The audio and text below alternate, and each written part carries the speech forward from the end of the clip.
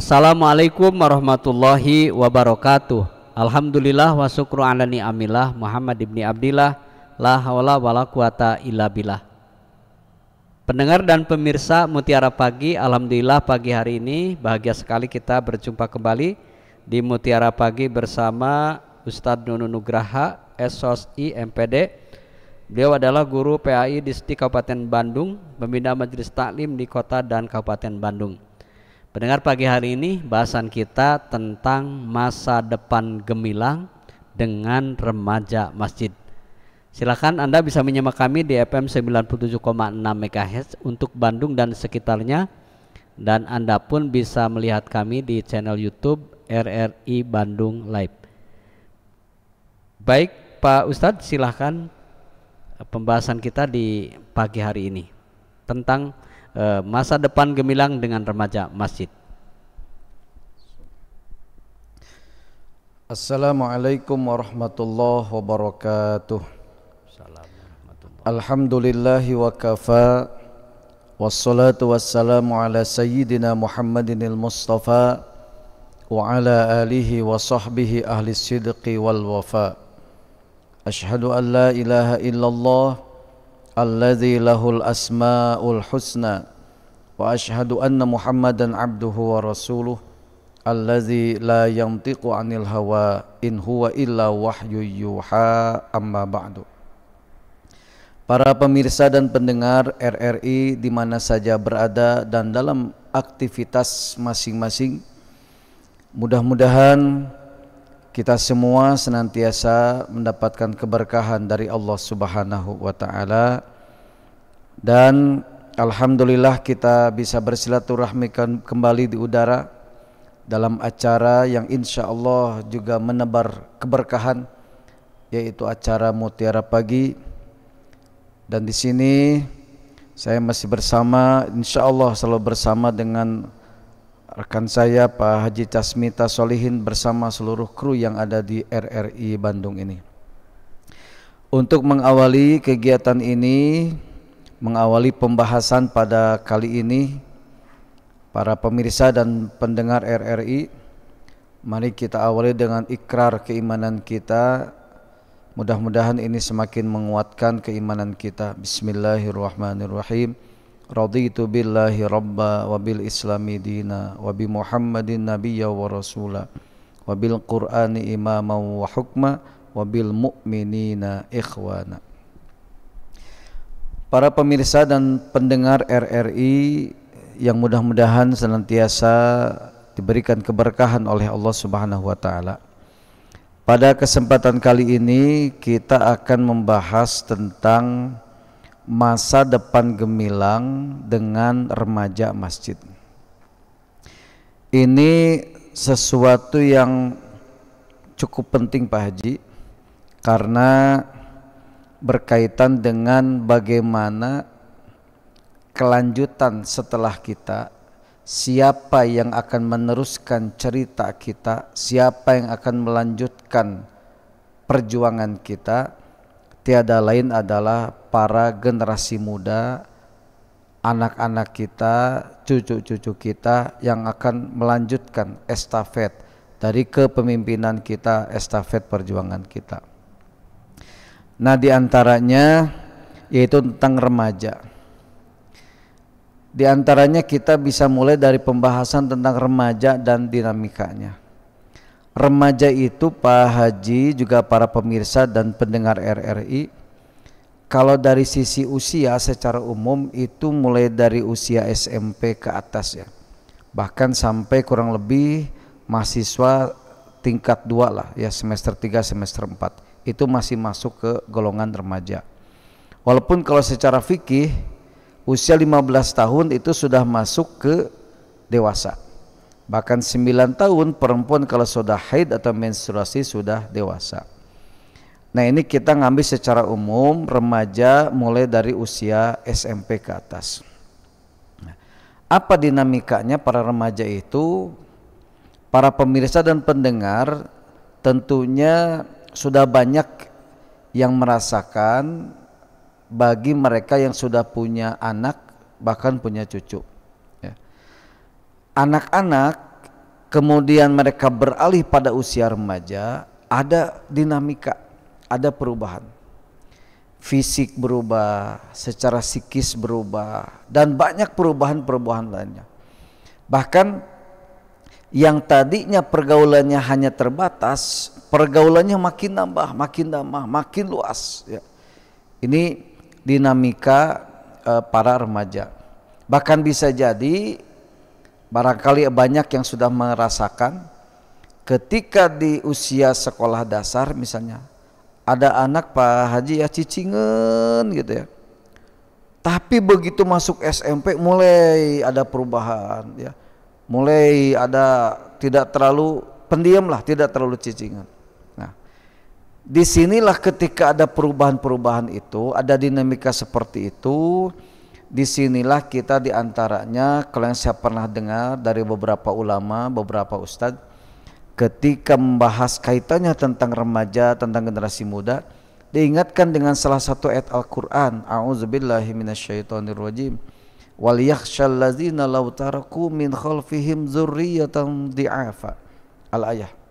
Dan hendaklah merasa takut, khawatir kalau ya generasi berikutnya di belakang mereka itu generasi-generasi yang lemah. Di antaranya ada yang memberikan penjelasan dha'ful ilmi, lemah ilmu, bahkan dha'ful iman, ya, lemah iman, bahkan dha'ful mal, lemah harta. Jangan sampai kita meninggalkan generasi yang ada pada kelemahan. Nah, mereka ada dinamika, ya. Mereka kemudian ada tantangan-tantangan yang dihadapi, mulai dari lingkungan dan sebagainya. Maka disitulah kita harus berperan. Jangan sampai begitu anak-anak berprestasi, ya. Ketika anak-anak berprestasi, begitu masuk masa remaja justru turun. Ada sebagian di antara teman saya pernah menyampaikan, dulu saya berprestasi katanya, tapi begitu remaja karena salah pergaulan dan sebagainya, akhirnya prestasinya menurun. Bahkan kalau misalnya kita pernah mendengar ya pesan-pesan dari Bang Haji Roma Irama misalnya dalam lagunya Darah Muda itu ya, yang masa muda diantaranya kata beliau masa yang berapi-api ya, yang maunya menang sendiri ya dan sebagainya, kata beliau itu kata-kata yang luar biasa ya, mengingatkan kita tentang generasi muda kita yang punya kekhasan tersendiri, berbeda dengan kondisi anak-anak, berbeda juga dengan kondisi ketika mereka sudah beranjak semakin dewasa. Nah, apa diantaranya tantangannya para pemirsa dan pendengar RRI? Tantangannya diantaranya adalah dari sisi pergaulan, ya. Lingkungan. Salah memilih lingkungan bisa salah juga. Para pakar pendidikan bisa menyebutkan lingkungan itu termasuk bagian dari unsur pendidikan yang akan berpengaruh pada seseorang. Makanya harus benar ketika mau memilih lingkungan ya. Sehingga kalau keliru dalam memilih lingkungan, akibatnya apa? Akibatnya dari sisi ucapan yang keluar bukan ucapan yang baik. Mohon maaf ini Pak Haji ya, sering barangkali Pak Haji juga punya pengalaman ketika mendengar para remaja ngobrol itu sering ya, mudah-mudahan sekarang sudah banyak yang berkurang. Ketika ngobrol itu justru nama binatang sering disebut ya. Saya tidak berani menyebutkannya gitu ya. Itu nama binatang, dikit-dikit binatang itu, dikit-dikit binatang itu. Kadang-kadang dia sendiri disebut binatang itu, temannya disebut binatang itu, sampai hampir tidak bisa hilang itu ya. Kita yang mendengarnya cuman Masya Allah, astagfirullahaladzim. Ini PR buat para ustadz, para kiai, para ulama, para guru, semua orang tua juga. Jangan sampai anak kita, para remaja justru pergaulannya seperti itu. Nah, dinamikanya kita sudah mengetahui secara sekilas. Tantangannya juga seperti itu para remaja. Mereka mencari jati diri, kemudian mereka terkadang tidak punya pegangan. Ya.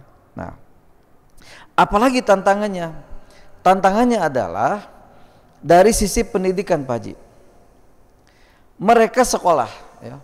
Dari mulai prasekolah sekarang ini, wah sudah di mana-mana. Zaman saya jarang yang masuk TK, ya, langsung masuk SD.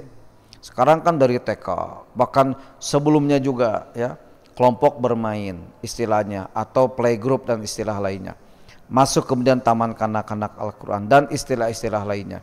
Masuk sekolah dasar, masih diperhatikan, apalagi pendidikan formal sangat diperhatikan. Ya. Begitu masuk SMP mulai banyak tugas, banyak kesibukan dan sebagainya, ditambah dengan pergaulan ketika mereka selesai dari sekolah, ngaji sudah mulai ditinggalkan. Sangat jarang ditemukan di masjid-masjid yang isinya para remaja. Bahkan bisa jadi masjid itu isinya 70 tahun ke atas. Istilah nama anu tos bade bareu taneuh lah kitunya. Aya di masjid, remajanya mana gitu. Remajanya mana?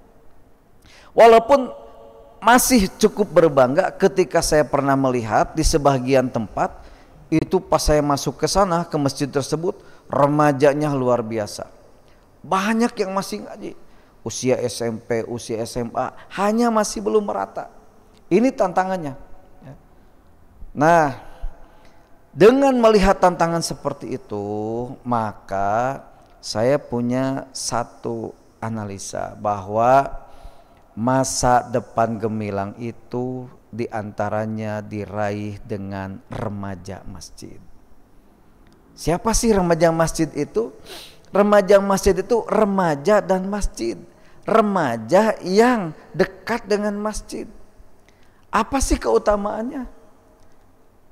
Kata Nabi dalam salah satu hadis diriwayatkan Imam Bukhari, Imam Muslim dan juga imam-imam lainnya, ada 7 golongan kata Nabi, ya, sab'atun yuzilluhumullahu fi zillihi yauma la zilla illa zilluh.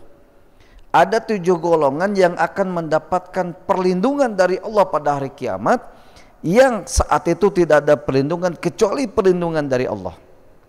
Ada 7. Yang nomor 2, nomor 3 ini menarik. Yang nomor 2 adalah syab nasya'a fi ibadatillah, remaja yang taat, yang rajin beribadah kepada Allah.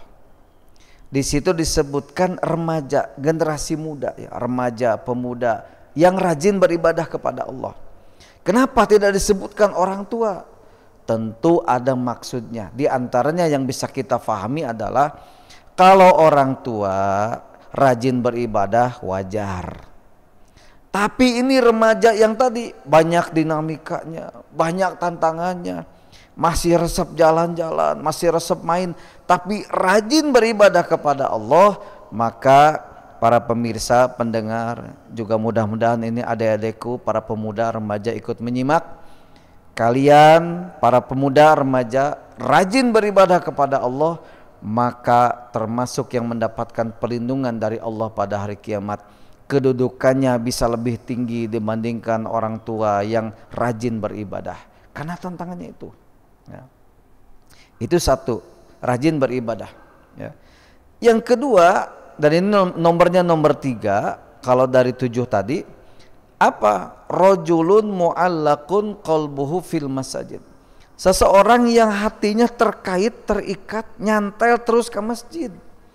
Walaupun ini bukan hanya untuk pemuda remaja, berbagai usia, termasuk pengurus DKM, termasuk yang memakmurkan masjid, hatinya terkait ke masjid, yang membangun masjid, yang peduli kepada masjid, donatur masjid dan sebagainya, ya. Ini akan mendapatkan perlindungan dari Allah pada hari kiamat. Maka remaja masjid akan dapat meraih masa depan gemilang karena apa? Karena mereka dekat dengan masjid, dekat dengan rumah Allah, taat pada Allah, rajin ibadah. Insya Allah yang rajin ibadah nantinya akan berpengaruh pada kinerjanya juga. Nah, oleh karena itu dari solusi ini kita bisa mengambil beberapa hal. Pertama, idealnya para remaja itu mereka begitu masuk usia SMP, mereka dititipkan di pesantren. Dan di pesantren itu Pak Haji harus dipahami juga ya. Jangan sampai ada salah paham ya. Sok baong pasantrenkeun geuranya. Jadi dianggap nanti pesantren teh tempat untuk anu baraong ya. Padahal di pesantren itu liyatafaqahu fiddin, untuk tafaqquh fiddin ya, memperdalam agama. Idealnya masukkan anak-anak, cucu-cucu kita ke pesantren mulai usia SMP, SMA. Itu bukan hanya pendidikan full day, tapi barangkali istilahnya apa ya, day atau apalah. Karena sehari semalam 24 jam ya. Pesantren itu yang saya lihat Pak Haji ya, ada santri, ada pesantrennya, ada kiainya, dan itu pendidikannya Masya Allah luar biasa ya. Yang tidak kalah penting apa? Bukan hanya kecerdasan, bukan hanya ilmu, tapi apa yang diutamakan? Adab ya.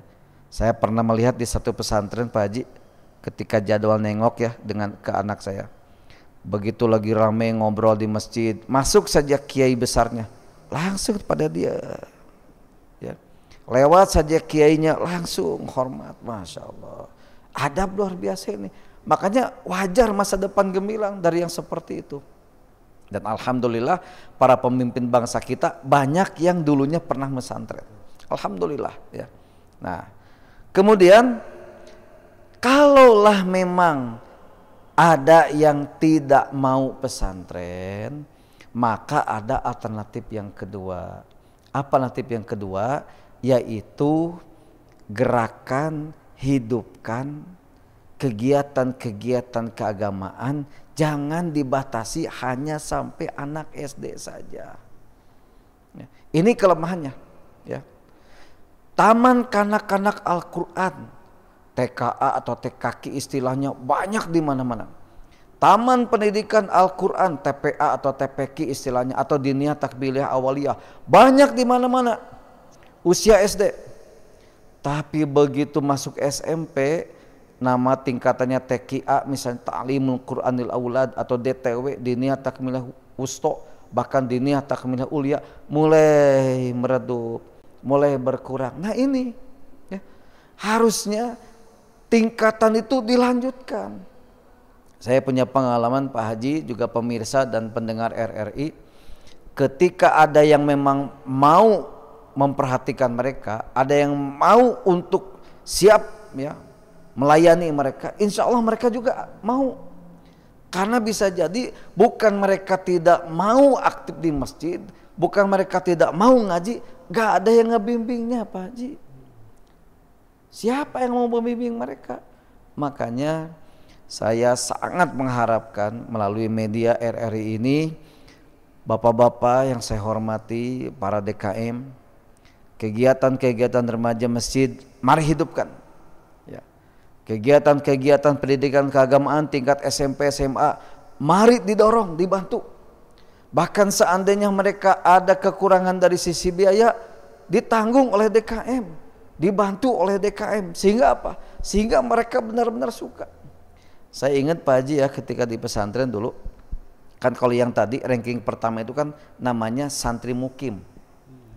Nah kalau yang kedua ini bisa jadi ada yang selain di masjid, mereka di pesantren tapi pulang lagi ya, bisa jadi mondok tapi pagi-pagi pulang lagi.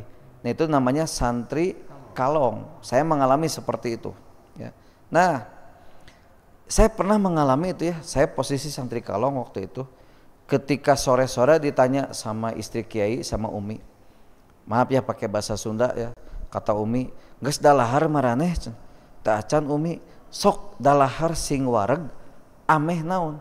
Itu yang di luar perkiraan saya, bukan sok sing dalahar sing wareg ameh gera baralik, bukan. Ameh betah di pesantren, ameh teu baralik. Masya Allah, saya terus terang selalu terngiang-ngiang itu bahasa Umi seperti itu ya. Kata beliau, dalahar maraneh cing warareg ameh betah di pesantren, ameh tong balik.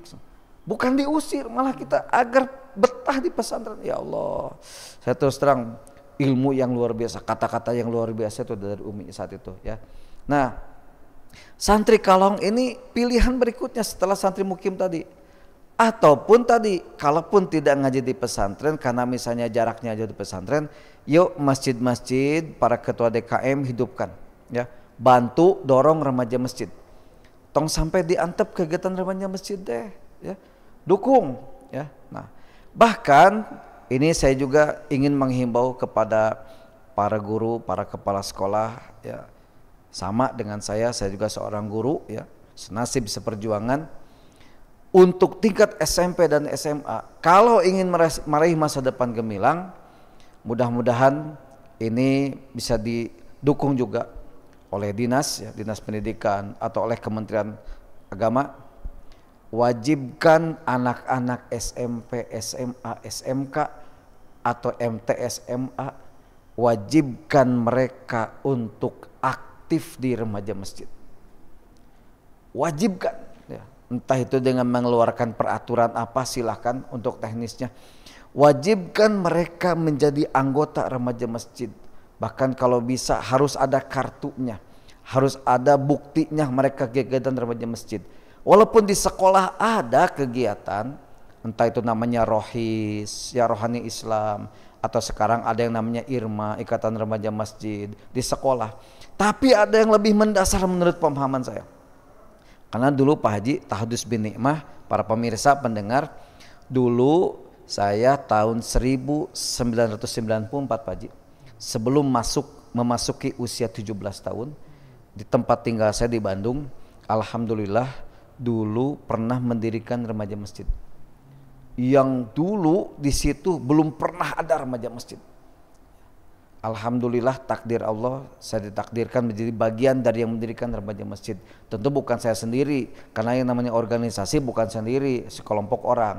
Saya didorong oleh guru ngaji saya, dibantu oleh teman-teman mendirikan remaja masjid tahun 1994. Untuk yang pertama kalinya di tempat tinggal saya ada remaja masjid. Maka sekali lagi benar-benar ini, karena saya mengalami, ya, saya merasakan ketika yang tadinya satu daerah dianggap saja kurang baik, ketika ada remaja masjid insya Allah jadi baik. Bahkan ketika kita kumpul, kita lagi nongkrong, padahal bukan lagi kegiatan keagamaan. Ada misalnya ada yang tukang dagang, ya, di gang di tempat tinggal kita lagi ngumpul. Itu masyarakat karena sudah tahu kita remaja masjid, itu mereka mengatakan, wah, remaja masjid keur ngariung euy. Padahal kita bukan lagi kegiatan, ya. Nah, remaja masjidnya kalau pola yang umum adalah remaja masjid siapa saja boleh ikut kegiatan itu. Yang masih ngaji, yang sudah tidak ngaji, biasanya seminggu sekali. Belum lagi ada kegiatan tadabbur alam, ya, wisata dan sebagainya, dan kegiatan-kegiatan rutin yang lainnya. Nah, ada pola satu lagi Pak Haji. Ini yang sedang saya laksanakan. Polanya adalah remaja masjid itu adalah santri SMP. Alhamdulillah di tempat tinggal saya remajanya yang ngaji SMP itu sampai kurang lebih 30 orang. Nah, mereka itulah anggota remaja masjid. Memang ada plus minus dengan yang tadi. Kalau yang tadi plusnya setiap remaja, setiap pemuda bisa gabung. Kalau yang ini hanya khusus untuk yang ngaji, sehingga remaja masjid jadi ekskul dari kegiatan pengajian. Masing-masing ada plus minusnya. Yang penting apa? Kegiatan remaja masjid benar-benar didukung, benar-benar didorong. Insya Allah kalau seperti itu mudah-mudahan masa depan gemilang akan diraih, karena mereka basicnya adalah dari yang dekat dengan masjid. Mudah-mudahan Pak Haji, para pemirsa dan pendengar RRI di mana saja, ini mudah-mudahan kita terus semangat, ya. Saya serasa semangat lagi ini kalau ngobrol tentang remaja, ya, serasa masih muda gitu, ya, serasa darah muda lagi ini kalau membahas seperti ini. Dan mudah-mudahan di lain waktu kita bisa lebih semakin merinci lagi bagaimana kegiatan-kegiatan remaja masjid, dan mudah-mudahan para pemirsa pendengar yang ada remaja masjidnya lain waktu kita bisa bersilaturahmi secara langsung. Demikian yang bisa disampaikan, mudah-mudahan bermanfaat. Baik pendengar dan pemirsa dimanapun Anda berada, masjid sudah saatnya menjadi pusat aktivitas dan basis pembinaan umat. Masjid merupakan masa depan gemilang dengan remaja masjid. sebagaimana yang dituturkan Ustadz Nugraha bahwa banyak orang-orang yang sukses berangkat dari pengalaman dia menjadi remaja masjid. Dan mungkin pendengar, idealnya saat ini ketika anak-anak kita ingin selamat terancam dari sesuatu hal yang tidak bermanfaat, sebagaimana disampaikan bahwa masukkan anak-anak kita ke kegiatan di masjid. Baik pendengar, kesimpulan terakhir dari apa yang disampaikan, masa depan gemilang dengan remaja masjid. Ada berapa menit lagi Pak Ustadz? Silakan. Baik, kesimpulannya adalah dekatkan para remaja dengan masjid. Lembaga pendidikan informal di keluarga, lanjutkan dengan pendidikan non formal di masjid, madrasah yang terdekat, untuk mendukung kegiatan pendidikan formal. Kalau 3 lembaga ini sejalan, insya Allah ya, masa depan gemilang akan diraih. Dan tiada lain adalah anak-anak itu dekatkan dengan masjid. Bahkan mudah-mudahan ada program sebulan sekali, 2 bulan sekali mereka tidur di masjid, Pak Haji ya. Saya ketika zaman remaja masjid jarang tidur di rumah itu ya. Dari sebulan bisa dihitung tidur di rumah, banyaknya tidur di masjid. Jadi melekat, remaja masjid itu melekat, sehari-harinya banyak di masjid, tidur juga di masjid, kegiatan-kegiatan di masjid. Selain ada yang pas sambil bekerja, ada yang sambil sekolah. Insya Allah dengan kegiatan remaja masjid didukung oleh DKM, kemudian sekolah seperti tadi mewajibkan SMP SMA untuk punya ya kartu remaja masjid dan aktif di remaja masjid. Insya Allah itu yang sangat kita harapkan. Demikian Pak Ji. Baik pendengar dan pemirsa Mutiara Pagi dari Bandung dimanapun Anda berada, sampai di sini jumpa kita di Mutiara Pagi hari ini. Insya Allah kita akan berjumpa kembali di tema dan bahasan yang lain. Mudah-mudahan Anda selalu bersama kami di Mutiara Pagi setiap hari, dan Anda bisa melihat channel YouTube RRI Bandung Mutiara Pagi. Demikian pendengar dan pemirsa, kita tutup dengan kifaratul majlis. Subhanakallahu wa bihamdika asyhadu alla ilaha anta astaghfiruka wa atubu ilaik. Assalamualaikum warahmatullahi wabarakatuh.